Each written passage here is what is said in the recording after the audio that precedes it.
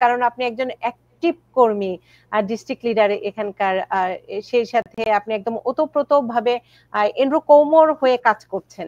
তো সেক্ষেত্রে আমি একটু জানতে চাই, নিউ ইয়র্ক সিটির মেয়র নির্বাচনের সবশেষ খবরাখবর আপনার কাছে কি আছে?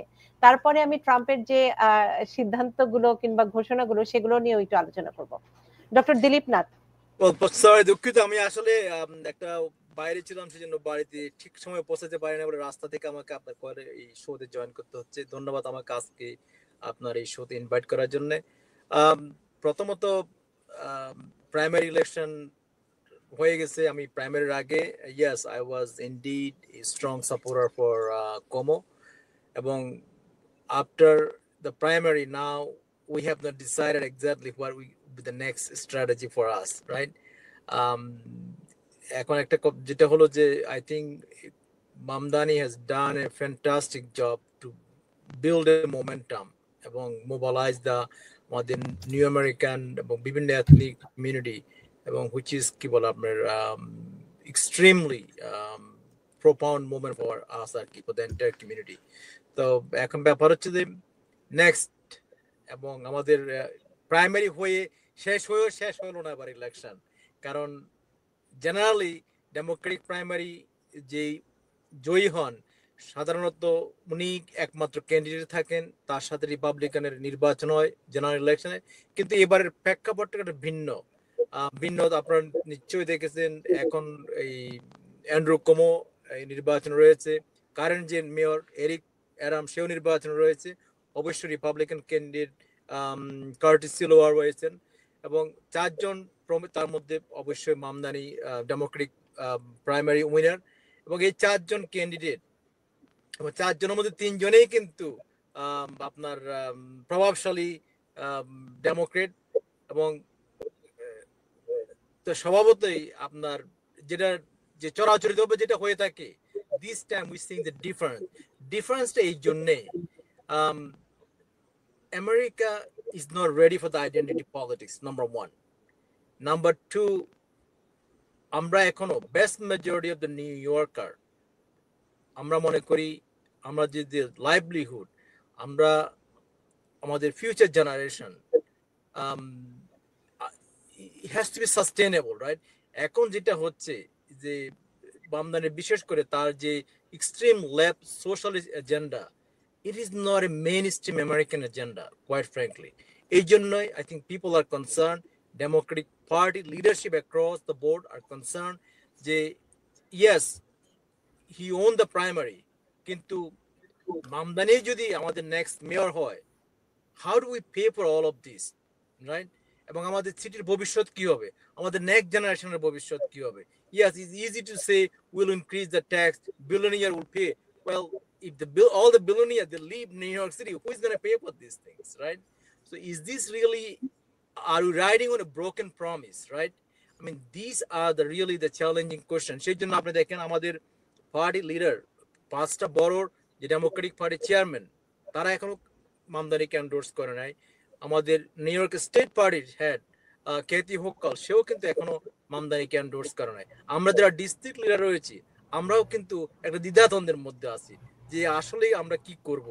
আমি এই ক্ষেত্রে একটু ডক্টর দিলীপ নাথ প্রশ্নটি করতে চাই, কারণ এই প্রশ্নটি আমাকে অনেকেই করেছেন। আর ডক্টর মোহাম্মদ খালিকুজ্জামান, একটু আমি ওনার সাথে কথা বলে ওনাকে ছেড়ে দিচ্ছি, কারণ উনি যেহেতু রাস্তায় আছেন। এই প্রশ্নটি অনেকেই করেছেন যে ডেমোক্রেটরা যারা এস্টাবলিশড, মানে যারা, তারা সমর্থন করছেন না মামদানি, কিন্তু তিনি তো জনগণের প্রাইমারি ভোটে তিনি নির্বাচিত হয়েছেন, তাহলে নভেম্বরের নির্বাচনে কি হবে? তিনি তো ডেমোক্রেটিক নিয়েই তিনি লড়াই করবেন। তো সেক্ষেত্রে কি এই যে এন্ডোর্স করা না করা, এটার ক্ষেত্রে কতটুকু প্রভাব পড়বে? তিনি জনগণের ভোট পেয়েছে, এবং গণতান্ত্রিক চর্চা যদি আপনি বলেন, তো সেক্ষেত্রে তো মামদানিকে মেনে নিতেই হবে। 100% আমরা তো চাই সেটাই হওয়া উচিত, কিন্তু যে চ্যালেঞ্জটা যেটা রয়েছে, at the end of the day, yes, he is our nominee, কিন্তু উনি যে প্রমিস গুলো নিয়ে আগামী দিনে মেয়র হতে যাচ্ছেন, আমরা যদি এই প্রমিস গুলো যদি ফুলফিল করা না যায়, তাহলে আমাদের ডেমোক্রেটিক পার্টির future it will be very devastating. সেই জন্য we want to make sure and we understand যে how he is going to pay for all of this promise that he made before the primary. এবং এটার যদি কোনো ফ্যাত হয়ে না থাকে, then we might have to make an alternative choice. সেই জন্য in fact আজকেই I met with our county chair Congressman Gregory Meeks. উনি একই কথা বলছেন যে he wants to meet with all of the three Democratic candidates and truly understand where they stand. Yes, আমরা মনে করেন we want to see unified candidate. We do not want to see three Democratic. যদিও তারা independent line অন্যান্য লাইনে run করছেন, but we want to see at the end of the day a unified one Democratic candidate. সেটা মামদানি হোক, Como হোক, Eric Adams হোক. We want to see one candidate.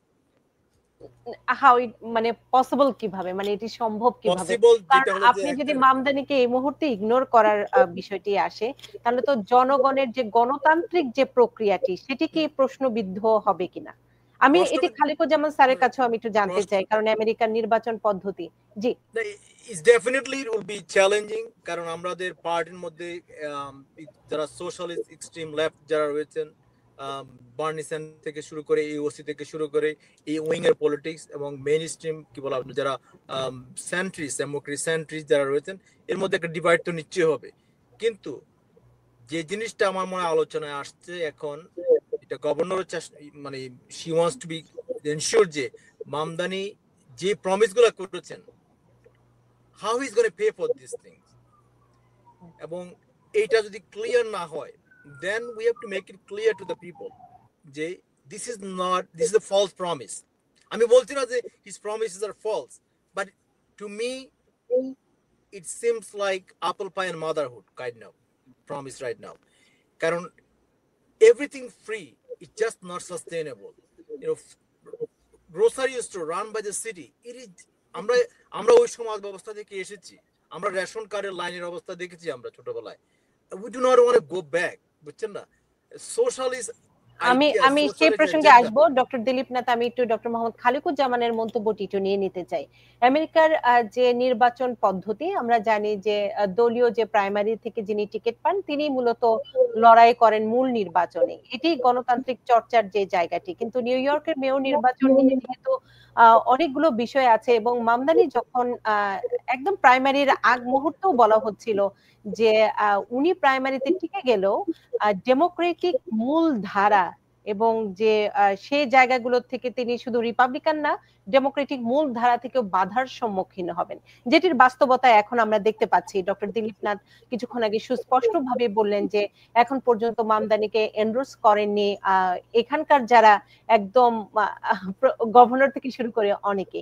Doctor Mohammad Khaliquzzaman, আপনার কাছে আমি যেতে চাই, আসলে এই সিনারিওতে আপনার মন্তব্যটি কি হবে? জি, ধন্যবাদ। আমি নিজে নিউ ইয়র্কের মানুষ না, কিন্তু পলিটিক্যাল পয়েন্ট অফ ভিউ থেকে আমি মনে করি যে কথাগুলি একটু আগে ডক্টর দিলীপ নাথ বললেন, এই কথাগুলো আসলে বলতে হয় প্রাইমারি ইলেকশনের আগে। এটা হচ্ছে আমাদের চর্চা, যে তুমি যে এত প্রমিস করছো এগুলি কিভাবে পে করবা, this that and other thing. এই কথাগুলো যখন আমাদের যে কোনো একটা রাজনৈতিক দলের পার্টির ক্যান্ডিডেট প্রাইমারি পার হয়ে আসে, তারপরে কথাগুলো বলা মানে হচ্ছে আসলে পার্টির প্রতি এক ধরনের অকৃতজ্ঞতা।